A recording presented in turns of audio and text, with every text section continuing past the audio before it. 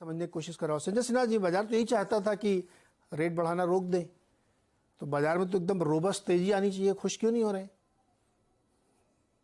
इसलिए कि उन्होंने निश्चित रूप से ये नहीं कहा कि उनकी रेट हाइक की जो साइकिल है हाँ, वो समाप्त हो गई। मेरे ख्याल से पिछले 11 महीनों में जो उन्होंने 250 बेसिस पॉइंट का रेट हाइक किया है, वो अब इस लेवल पे आने के बाद वो थोड़ा पॉज लेना चाहते हैं, क्योंकि जो रेट हाइक का साइकिल शुरू हुआ था वो इमीडिएटली डिमांड पर इम्पैक्ट नहीं करता।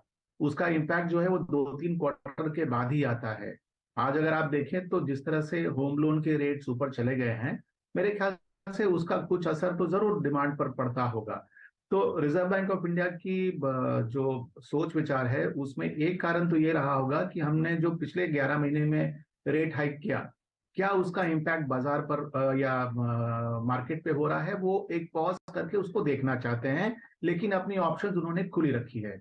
दूसरी बात यह है कि अगर आप देखें तो पूरे वर्ल्ड में आज इंडिया की इकोनॉमी जो है उसकी ग्रोथ रेट जो है वो सबके लिए एक सोचिए कि एक लाइट हाउस की तरह है।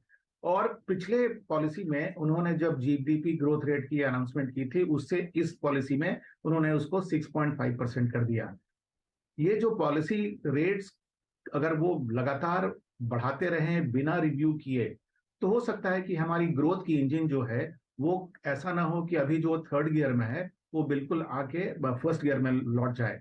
तो वो जो एक फाइन बैलेंस है ग्रोथ और इन्फ्लेशन को साथ में लेके चलने का, मेरे ख्याल से ये भी एक उनके पृष्ठभूमि में रहा होगा कि उन्होंने इस तरह का डिसीजन लिया है। और अगर उन्होंने एकदम बिल्कुल कह दिया होता कि नहीं अब हमारा रेट हाइक का साइकिल खत्म हो गया, तो शायद बाजार उत्साहित होता और हट जाता ऊपर। लेकिन चूंकि उन्होंने साथ ही साथ ये कहा कि वो जो अकोमोडेशन का स्टांस है वो नहीं बदल रहे हैं। और जैसा कि जोशी साहब ने भी कहा, अगर आप देखें तो शॉर्ट टर्म रेट्स पर हाँ इस लिक्विडिटी का बहुत बड़ा असर पड़ता है। जहां बाजार में लिक्विडिटी कम होती है, शॉर्ट टर्म के रेट्स ऊपर भाग जाते हैं।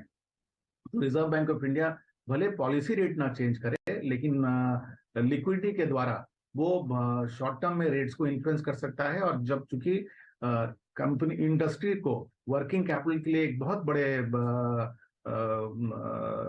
क्रेडिट की जरूरत पड़ती है, और अगर उसका रेट अगर ऊपर जाता है तो उसका भी असर डिमांड ग्रोथ पे हो सकता है।